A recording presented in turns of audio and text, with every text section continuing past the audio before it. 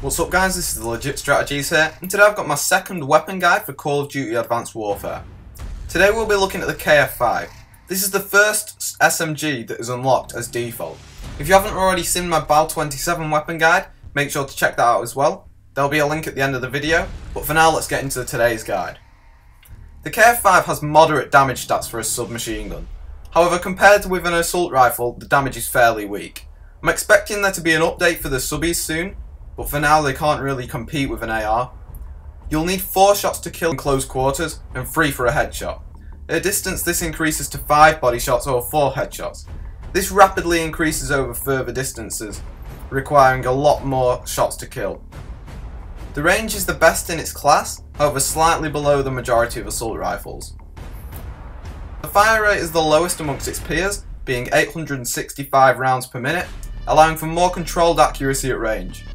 Hip-fire accuracy is as expected for a submachine gun and is good for its class, allowing it to easily take on an AR in close quarters.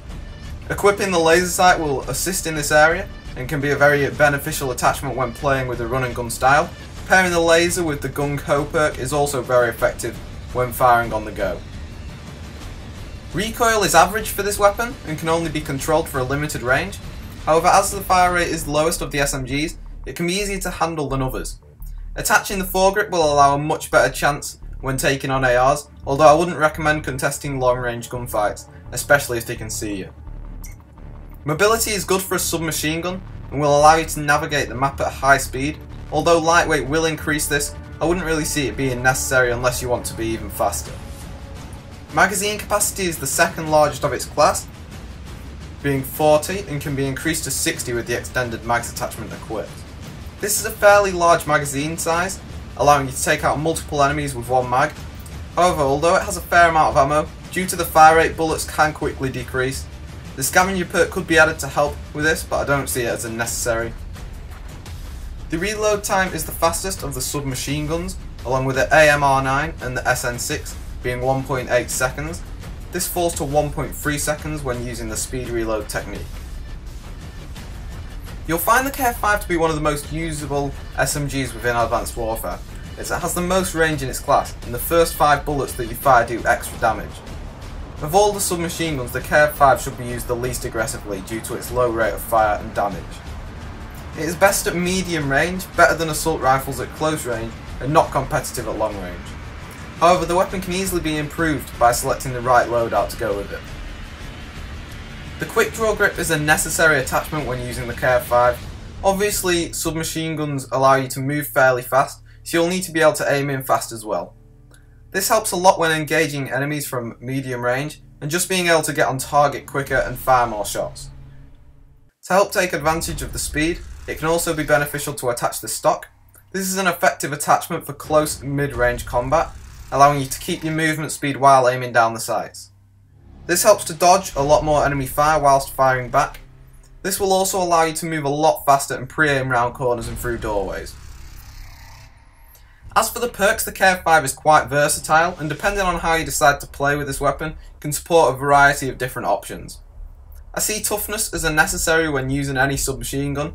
Obviously subs tend to have worse recoil than other weapons, and with the increased fire rate it can be hard to keep on target in medium range. So when an enemy is shooting back at you, even just one of their bullets is enough to knock your aim off.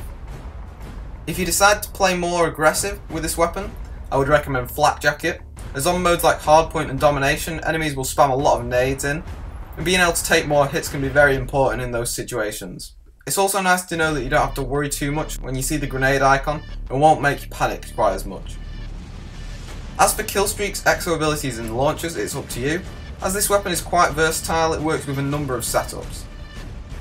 Overall, the KF5 is a flexible all-round SMG, with the added bonus that its first 5 rounds deal increased damage. This means that when you have a fresh mag, you've got an edge over the first enemy you encounter. Although it may be tempting to reload often to get a new mag for the damage boost, try not to reload too frequently or you'll have less time to react to enemies.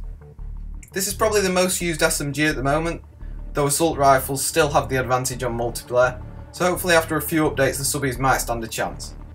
The KF5 is a solid submachine gun with a good rate of fire and manageable recoil, making it deadly at both close and longer range. Its high rate of fire makes it useful for inexperienced players who have difficulty aiming, but poor accuracy can lead to frequent reloads and many losses of gunfights. Anyway, I hope you've enjoyed this video guys. Make sure to subscribe to see my next weapon guide where we'll be looking at the AK-12.